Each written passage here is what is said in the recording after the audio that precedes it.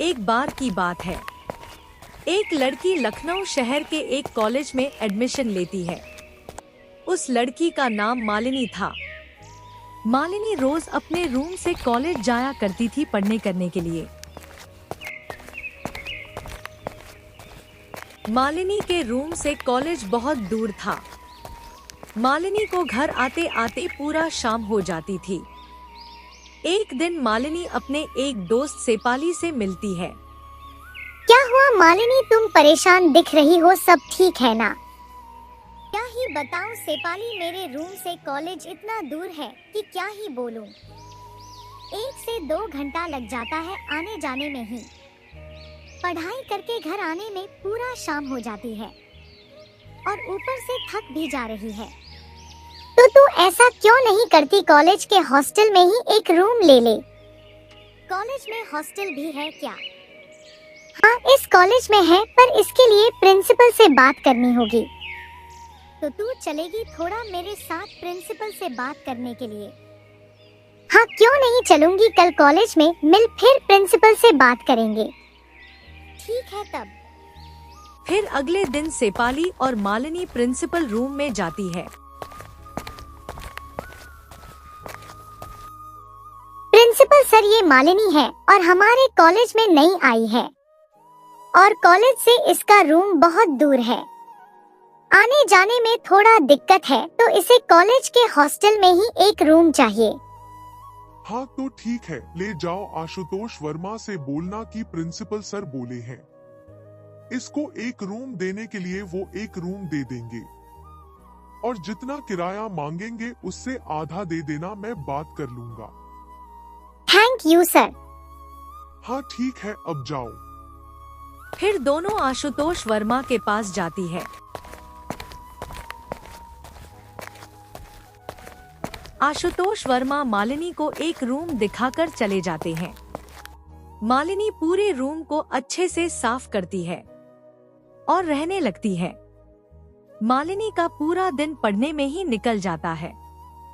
फिर रात हो जाती है। रात को मालिनी खाना खाकर सो जाती है। आधी रात को मालिनी को एक डरावनी आवाज सुनाई देती है।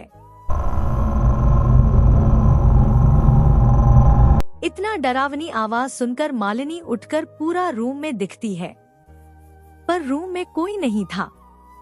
मालिनी फिर चादर ओढ़ कर सो जाती है। फिर कुछ देर बाद कोई मालिनी की चादर को खींचने लगता है। मालिनी फिर डरकर उठ जाती है और चारों तरफ दिखती है, पर उसे कोई दिखाई नहीं देता है। फिर वो पलंग की तरह दिखती है, तो उसकी आंखें फटी की फटी रह जाती है। मालिनी देखती है कि पलंग पर एक खतरनाक चुड़ैल बैठी थी। चुड़ैल को देखकर मालिनी डरते हुए चुड़ैल से बोलती है, आप कौन हो और आपको क्या चाहिए? मुझे तो बस तू चाहिए। इतना कहकर चुड़ैल मालिनी के शरीर में घुस जाती है और डरावनी डरावनी आवाज निकालने लगती है।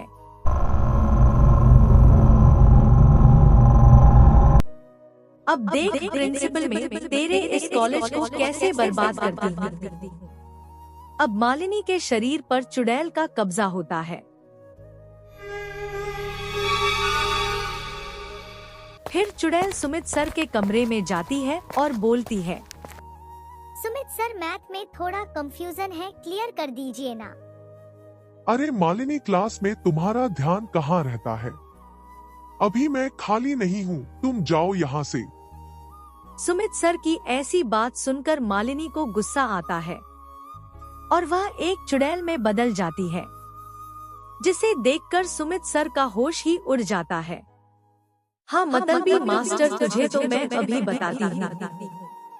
इतना कहकर चुड़ैल सुमित सर को मार देती है और मालिनी का रूप लेकर रूम से बाहर आ जाती है। अगले सुबह ये खबर पूरे कॉलेज में फैल जाती है कि सुमित सर की मौत हो गई है। जब ये खबर प्रिंसिपल सर के पास जाती है, तो वो बाकी के सभी सर और मैडम को बुलाते हैं जब सुमित सर के साथ ये घटना हुई तब आप सब कहाँ थे? सर सब अपने अपने क्लास में थे। वर्मा जी, एक काम करो, जो सीसीटीवी कैमरा लगा है उसमें देखिए तो शायद कुछ पता चल जाए। फिर सभी सीसीटीवी कैमरा में देखते हैं, पर उन्हें कोई दिखाई नहीं देता। ये कैसे हो सकता है? इसमें तो कोई दिखाई नहीं दे रहा है। फिर अगले दिन चुड़ैल सुरभि मैम के रूम में जाती है, जो कि इंग्लिश की टीचर थी। सुरभि मैम, ये थोड़ा अंग्रेजी समझ में नहीं आ रहा है, समझ दीजिए ना। मालिनी, मैं स्कूल टीचर हूँ, तुम्हारा कोचिंग टीचर नहीं हूँ, जो तुमको कभी भी कुछ भी समझा दूँ। अब जाओ यहाँ से, ऐसे भी बहुत कम है मुझे। सुरभि मैम की ऐसी बात सुनकर मालिनी को गुस्सा आता है और वो चुड़ैल में बदल जाती है।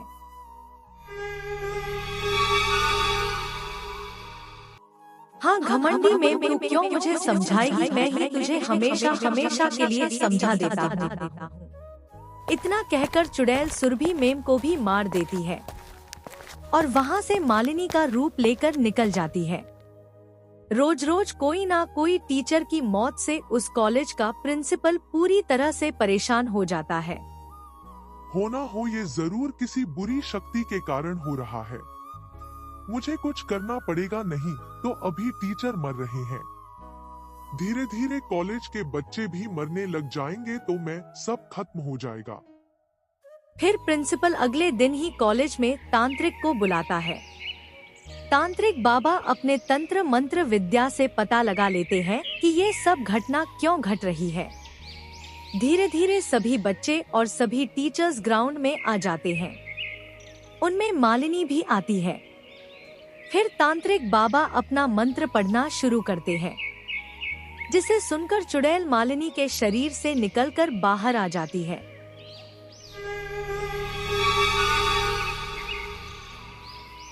मालिनी के शरीर से चुड़ैल को निकलते देख सबकी आंखें फटी की फटी रह जाती है।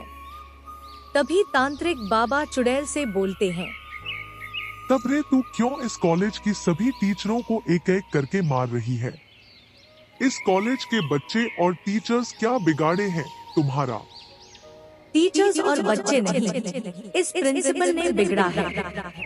पूछिए इससे कि कितना बेरहमी से इसने मुझे मारा है।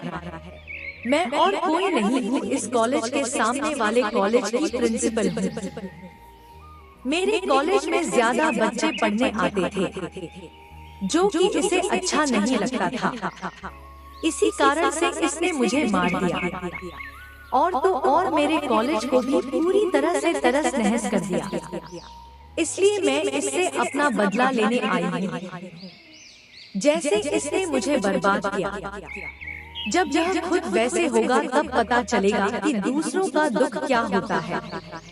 तुमको अंदाजा भी है कि तुम्हारे इस बदला की भावना के कारण कितने बेकसूर लोगों की जान गई है। फिर प्रिंसिपल को अपनी गलती का एहसास हो जाता है और वो चुड़ैल से माफी मांगता है। सबके कहने पर चुड़ैल भी प्रिंसिपल को माफ कर देती है और वहां से चली जाती है। उसके बाद मालिनी भी चुड़ैल के कब्जे से आजाद हो जाती है।